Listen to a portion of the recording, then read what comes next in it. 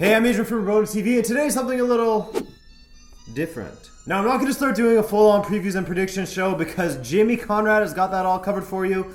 Speaking of, I'm sure that's how a lot of you discovered me. But with the Champions League returning, I thought, what better way to make yourself look like you know nothing about football than trying to predict the outcome of the most unpredictable football tournament in the world.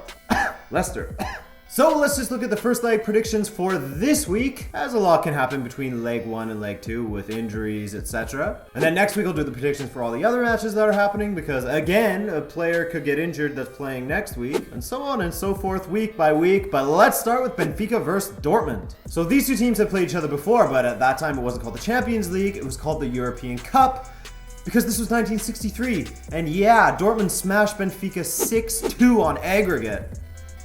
But we're talking about these days, and these days Benfica has been a little bit hot and cold, going through a little bit of a not so great patch, but they have had a lot of injuries. Jonas is back after a lengthy spell out, but funnily enough, it's his back that barred him from training yesterday, so he may not be available after helping his squad win over the weekend.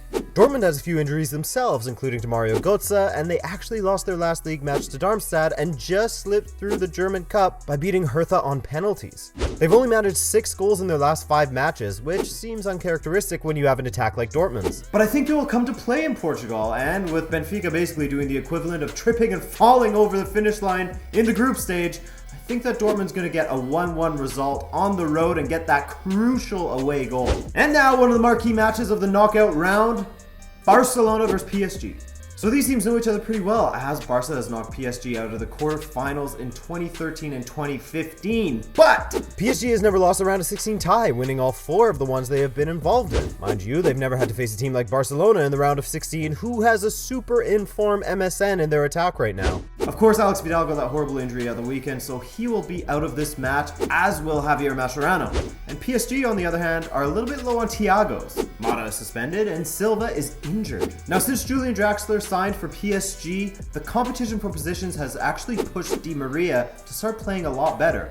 Start playing like the old Di Maria that was at Real Madrid, because the real Di Maria never played at Manchester United. So, PSG's performances are trending in the right direction, and I think this is going to be an upset, you guys, despite not having Thiago Silva in defense. I think they're going to pull out a 2-1 win. And on Wednesday, of course, we have the classic matchup of Bayern versus Arsenal. Well, the matchup that we all knew was going to happen before the Champions League group stage even started.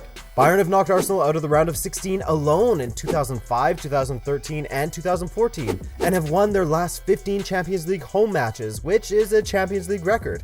Against Arsenal in particular, Bayern has won 5 of 10 previous matches, with 2 draws in there, and have put 17 goals past Arsenal. Both Ribery and Boateng are out, so it's likely that Javi Martinez will step in to cover Boateng, and either Douglas Costa or Mueller will step in to cover Filthy Frank Ribdaddy. Not the worst cover ever. Considering Arsenal needed a handball goal and a penalty to beat Hull at the weekend, I can't really see Bayern's home record coming to an end, so 2-0 Bayern Munich. And the final match I'll preview for this week in the Champions League is Real Madrid versus Napoli. Now, after going through a bit of a rough patch, Real Madrid have righted the ship a little and have started winning games. They haven't lost to an Italian opposition at this stage in the competition since they lost to Juventus 2-1 on aggregate in 2004-2005. Real Madrid is undefeated in their last 10 matches in the Champions League, and they're the current holders, having won it 2 times in the last 3 years. So it's safe to say these guys are pretty sick in the Champions League. Now, Napoli, on the other hand, are a pretty high-scoring team. They won their group and have only lost 1 of their last 7 European away matches. But they don't have a great record against Spanish opposition, as in their last 4 matches against Spanish teams, they've failed to win. That being said, I think that this is going to be very tough for Madrid. And Madrid know that if they don't get a good result at home, they're going to be in tough in the return leg because that atmosphere is going to be crazy. This is the toughest one to call in my opinion. I think it's going to be a 2-2 draw, a high-scoring 2-2 draw with Napoli getting those 2 crucial away goals, leaving this tie right for the taking when they go back home to Naples. So that's what I think for this week's matches, but what do you think? Thanks so much for watching. Be sure to leave your predictions in the comments below. Subscribe if you haven't already, and I will see you in the next video. Peace!